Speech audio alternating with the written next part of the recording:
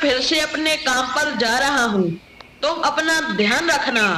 और हाँ, अगर किसी भी चीज की जरूरत हो तो मुझे फोन करके बता देना। हाँ। हाँ जी, लेकिन इस बार जाने के बाद तुम फिर कब आओगे?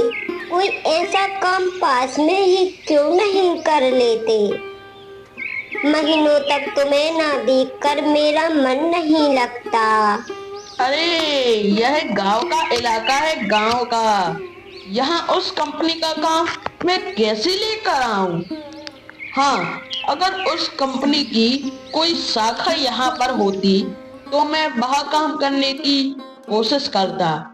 लेकिन अब तुम्हें पता है ना, शहर में ऐसे ही काम मिलते हैं। मैं यह समझ रही हूँ, लेकिन कम से कम यह तो बताओ कि इस बार कब लौटोगे?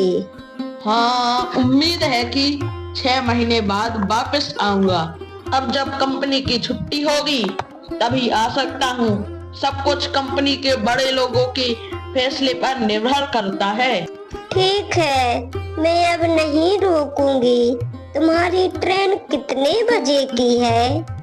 आज सुबह 9 बजे, और फिर 12 घंटे का सफर तय करके शहर पहुंचूंगा और काम शुरू करूंगा। और हाँ, अगर तुम्हारा मन अकेले यहाँ नहीं लगता तो तुम भी मेरे साथ चलो। वहीं पर अपना घर बसा लेंगे, क्या कहते हो? नहीं जी, मैं एक बार शहर गई थी और वहाँ बीमार पड़ गई थी। वहाँ का हवा पानी मुझे सूट नहीं करता और वहाँ बात करने वाला भी कोई नहीं होता। मैं यहीं ठीक हूँ। तुम अपनी कंपनी से कहो कि तुम्हारा काम पास में ही करवा दे, ताकि तुम रोज से घर आ सको। हाँ हाँ, बिल्कुल बिल्कुल ठीक है, मैं कोशिश करूँगा। चलो, अब मैं चलता हूँ। अच्छा, ध्यान रखना। सुनो बहुओं, मैंने आज तुम सबको एक जरूरी बात बताने के लिए यहाँ बुलाया है। मुझे खुशी है कि तुम सब आई हो। बूढ़ी माँ, आप हमसे बड़ी हैं। आपका बुलावा आए और हम ना आए, ऐसे कैसे हो सकता है?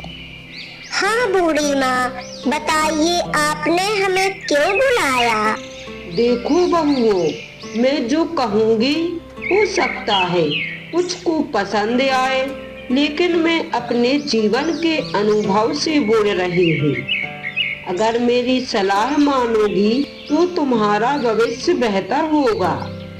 अच्छा बूढ़ी माँ, आप बताइए ना।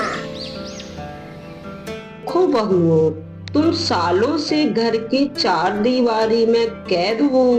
सुबह उठो, घर संभालो, खाना बनाओ, बर्तन धो और फिर सो जाओ। यही तुम्हारी दिनचर्या है। लेकिन अब वक्त बदल रहा है, तुम्हें भी जमाने के साथ बदलना होगा।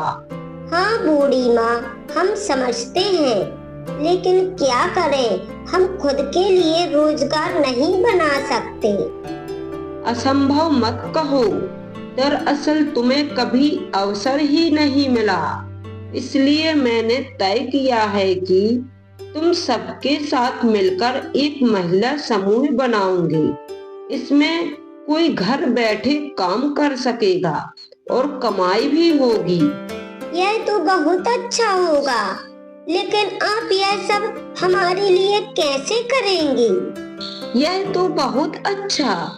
शायद तुम नहीं जानती, जब मैं तुम्हारी उम्र की थी तो इस गांव की अकेली महिला थी जो शहर जाकर काम करती थी। लोगों ने बहुत बात बनाई पर मैंने परवाह नहीं की। सच में आपको देखकर ऐसा नहीं लगता है बूढ़ी माँ? हा हा हा हा हा। अब मेरी उम्र हो गई है, इसलिए मैं चाहती हूँ कि मेरा गांव भी आगे बढ़े। बताओ, तुम सब इस काम में साथ दोगी? लेकिन माँ, हमें क्या करना होगा? और कितना समय लगेगा? यह काम तुम अपने घर के कामों के बीच में भी कर सकती हो। तुम रोज जो फालतू समय में सोते हो उसे इस्तेमाल करो। पंचायत से बात करके मैंने तय किया है कि तुम्हारे घरों में कुछ बतख और मुर्गियां पाली जाएंगी। साथ ही धूप बत्ती और कागज की प्लेट बनाने का काम भी दिया जाएगा। लेकिन इसमें कमाई कैसे होगी बूढ़ी माँ? हर हफ्ते लोग आकर तुमसे सामान खरीद लेंगे और तुम्हें पैसे देंगे। अगर कोई एक हफ्ते में 30 पैकेट अगरबत्ती बनाएगा तो उसे 60 रुपए मिलेंगे और मुर्गियां और बतख जो अंडे देंगी उन्हें बेचकर कमाई होगी। यह तो बहुत अच्छा है। अगर घर बैठे काम कर सके तो इससे बढ़िया और क्या होगा। लेकिन बूढ़ी माँ, हमें कितनी मेहनत करनी होगी? मेहनत जितनी ज्यादा करोगी कमाई उतनी ज्यादा मिलेगी। अच्छा बूढ़ी माँ, अब हमें सबसे पहले क्या करना होगा? जो इस समूह में शामिल होना चाहती है वह अपने नाम और पते मुझे लिखवा दे। 2 दिन बाद सबके घरों में मुर्गियां, बतख और बाकी काम का सामान भेज दिया जाएगा।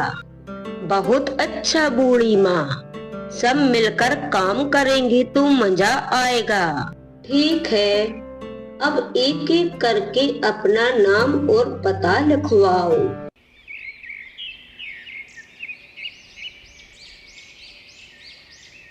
अरे महारानी, अब आने का वक्त मिला है तुम्हें। पता है सुबह कब की हो चुकी है? इतने सारे काम कब निपटाओगी? बताओ जरा। दीदी, आज मुझे एक जरूरी काम की वजह से देर हो गई। बुरा मत मानना, मैं जितनी जल्दी हो सके सारे काम खत्म कर दूंगी। पहले मैं बर्तन धो देती हूँ ताकि तुम्हें खाना बनाने में आसानी हो। अच्छा, अब इतनी भी व्यस्तता थी? तुम्हें कहीं और भी काम पकड़ लिया क्या? अगर कोई और काम कर रही हो तो मुझे उससे कोई परेशानी नहीं, लेकिन मेरा काम पूरा और साफ सुथरा होना चाहिए। अगर मेरे घर में गंदगी रह गई या बर्तन अच्छे से साफ नहीं धोए तो समझ लो तुम्हारी खैर नहीं। अरे नहीं नहीं दीदी, मैंने कहीं और कोई काम नहीं पकड़ा। तुम्हारे घर के काम में कोई लापरवाही नहीं करूंगी। तो फिर बताओ, आज इतनी देर क्यों हो गई आने में? दरअसल हम एक मीटिंग में गए थे, वहीं से लौटने में देर हो गई। वैसे पूरी मीटिंग में मैं नहीं रह पाई क्योंकि मुझे यहाँ जल्दी जाना था। मीटिंग? कैसी मीटिंग? कहाँ हुई थी? हमारे पंचायत भवन के सामने। हमारी बूढ़ी माँ ने गांव की सभी महिलाओं को इकट्ठा करके यह मीटिंग बुलाई थी। क्या चर्चा हुई थी मीटिंग में? बूढ़ी माँ ने क्या कहा? दीदी, बूढ़ी माँ गांव की महिलाओं को आत्मनिर्भर बनाने के लिए एक समूह बना रही है। समूह मतलब जरा विस्तार से समझाओगी? दीदी, इस समूह में गांव की सभी महिलाएं शामिल होगी। इसके जरिए वह घर बैठे काम करके आत्मनिर्भर बन सकती हैं। वो कैसे?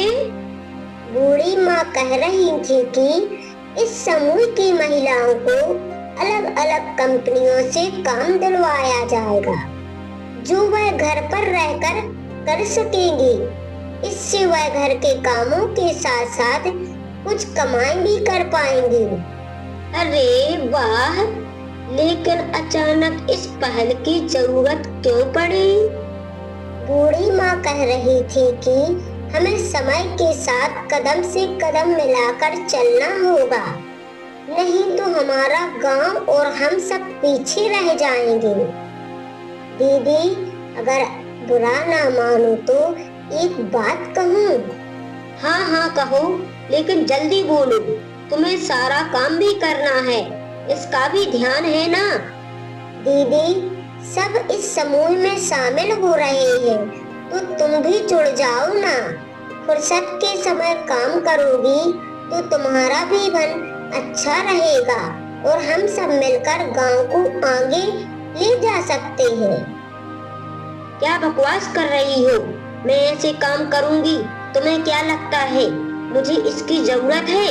जो मेरे पास है वो यह लोग सारी उम्र भी कमा नहीं सकता है, ना ही कमा पाएंगे। फिर भी दीदी, अगर आप हम सब के साथ मिलकर काम करें तो अच्छा लगेगा और मन भी हल्का रहेगा। तुम्हें क्या लगा कि मेरा मन उदास रहता है? इस गांव में मुझसे बड़ा अमीर कोई नहीं है। बेकार की बातें मत करो, जल्दी जाओ, अपना काम करो और मेरा वक्त मत बर्बाद करो। हाँ, तुम बिल्कुल सही कह रही हो। बूढ़ी माँ जो अवसर लाई है उसे मत गवाना। अरे, इसी गांव की महिलाएं ही इसे आगे ले जा सकती हैं। हाँ जी, सोचकर ही अच्छा लग रहा है कि हम सब मिलकर कुछ करेंगे। तुम्हें कोई आपत्ति तो नहीं? आपत्ति? अरे मुझे क्यों होगी? मैंने कई बार सोचा कि तुम महिलाओं को भी चार दीवारी से बाहर आना चाहिए। अब जब पूरा गांव इस अवसर का लाभ उठाने के लिए तैयार हो रहे हैं, तो भला मैं तुम्हें क्यों रोकूंगा? ऐसा कैसे सोच लिया? हाँ, बस तुम्हारी यही बात मुझसे सुननी थी। अब मैं मन लगाकर काम करूंगी।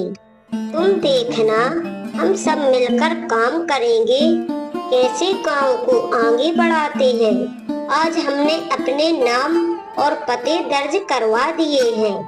अगर सब सही रहा तो परसों से बूढ़ी माँ हमारे घरों में काम बांटना शुरू कर देंगी, जैसे मुर्गी पालन और दूसरे काम। तो यह बताओ कि तुम्हारे समूह का काम कब से शुरू हो रहा है? हाँ, उन्होंने आज मीटिंग में यही बताया। उनकी वजह से कई कंपनियों में हमारा संपर्क हुआ। उनसे हमें बहुत कुछ सीखना चाहिए। अरे सोचो जरा, बूढ़ी माँ भी पहले इस गांव की एक महिला थी जिन्होंने समाज की परवाह किए बिना अकेले शहर जाकर काम किया और फिर घर लौटकर परिवार भी संभाला। सोचो। ठीक है, अब तुम खाना खा लो। बातें करते करते तुम्हारा ठंडा खाना हो गया। सीखो भाग्यवान, सीखो। जीवन में कोई भी सीखने का अवसर हाथ से मत जाने दो। यह कभी ना कभी जरूर काम आएगा।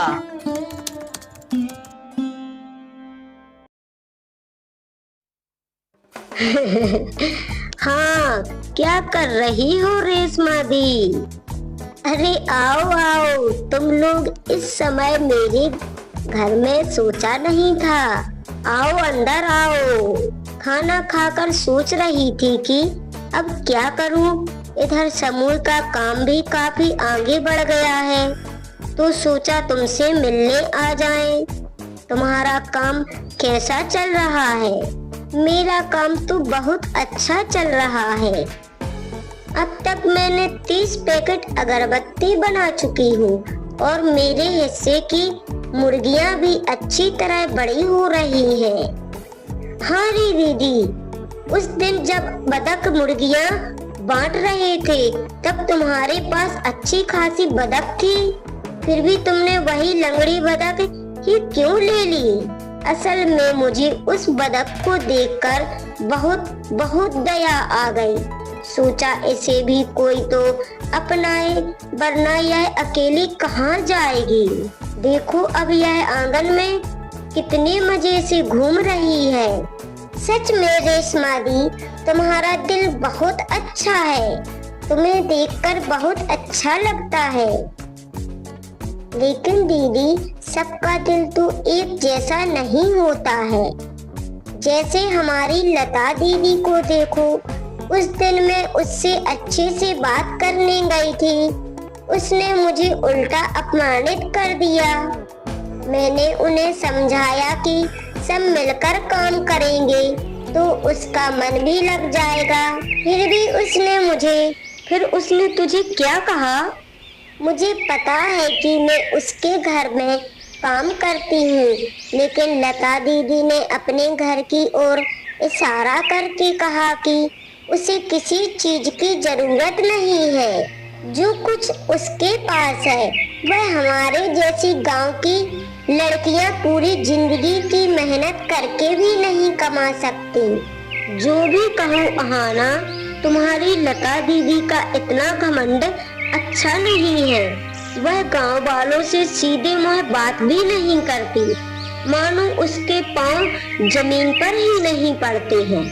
अरे छोड़ो उन बातों को, जिसे जैसे रहना है रहने दो। हमें अपना काम बताओ, तुम्हारा काम कैसा चल रहा है?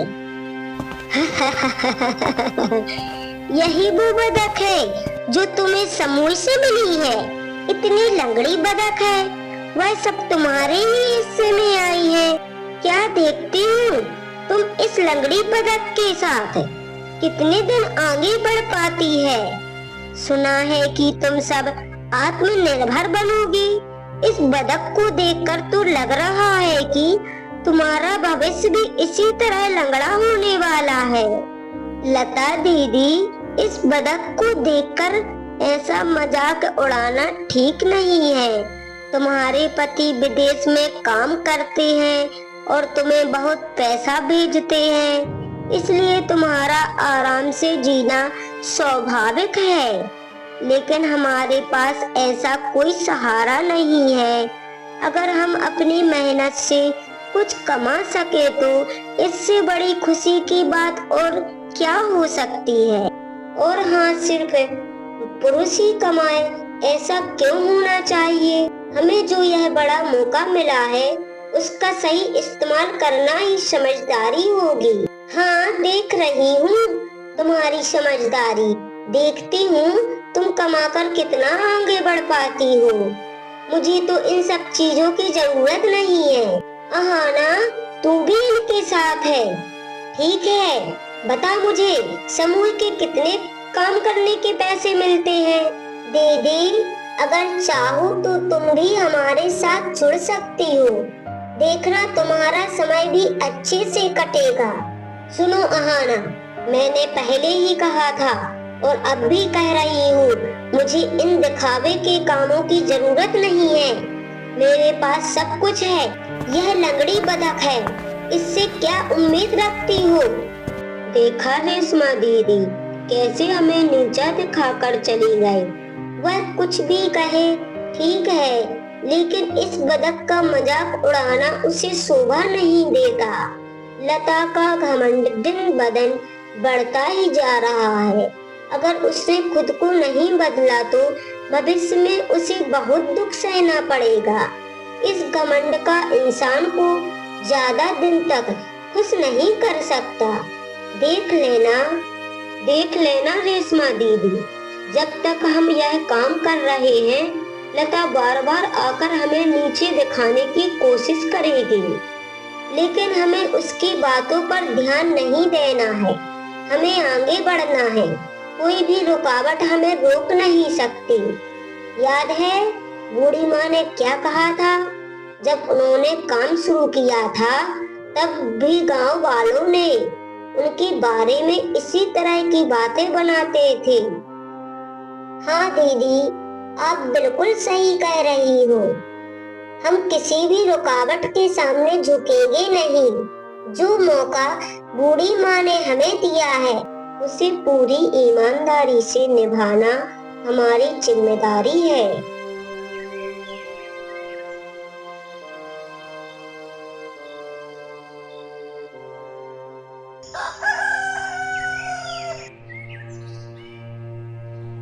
आओ आओ, मैं तुम्हारी ही राह देख रही थी। घर का काम ठीक से नहीं हो रहा है। अगर तुम थोड़ा ज्यादा ध्यान दो तो मैं खुश हो जाऊंगी। क्यों दीदी, मैं तो सारा काम अच्छे से करती हूँ, फिर अचानक तुम्हें ऐसा क्यों लगने लगा? देख, मुझसे ज्यादा बहस मत कर। जो कहा बस वैसा ही कर, नहीं तो तुझे एक पैसा भी नहीं मिलेगा।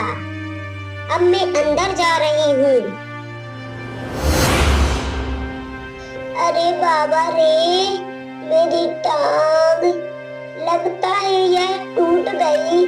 मैं अब चल नहीं पा रही हूँ। देखो, तुम्हारी टांग टूट गई है और अगले 6 महीने तक बिल्कुल भी चलना फिरना नहीं है, नहीं तो जिंदगी भर तकलीफ झेलनी पड़ेगी, समझ गई?